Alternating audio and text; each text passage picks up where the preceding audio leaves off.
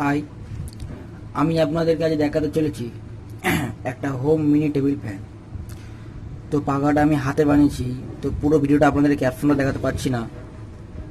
তো আপনারা ভিডিওটা দেখুন, আমি আপনাদেরকে বুঝিয়ে দিচ্ছি কোথায় কীরকমভাবে কী করলে জিনিসটা তৈরি হবে। আপনারা দেখতে থাকুন। আপনারা সর্বপ্রথম এরকম প্লাই নেবেন, কাঠের দোকানে গিয়ে বলবেন এরকম প্লাই দিয়ে দেবে। প্লাইটা নেওয়ার পর এরকম একটা চওড়া প্লাই নেবেন। দেখুন এরকম একটা চওড়া প্লাই নেওয়ার পর এই প্লাইয়ের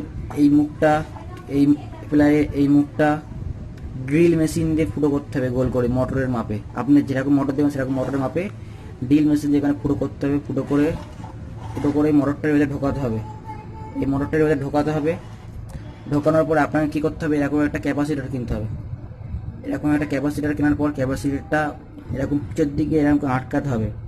তো এই লালটা হচ্ছে প্লাস, কালোটা হচ্ছে মাইনাস।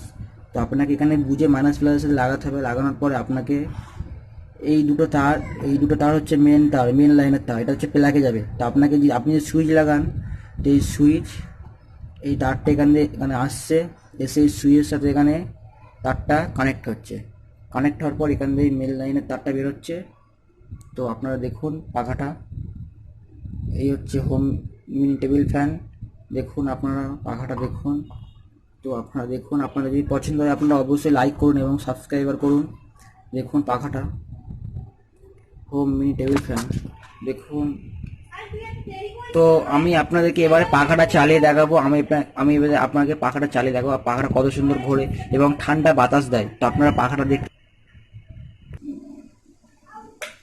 দেখুন, পাখাটা খুবই সুন্দরভাবে ঘুরছে এবং খুবই ঠান্ডা হাওয়া বাতাস দিচ্ছে। পাখাটা খুবই ভালো জিনিস, একটা মিনি হোম টেবিল।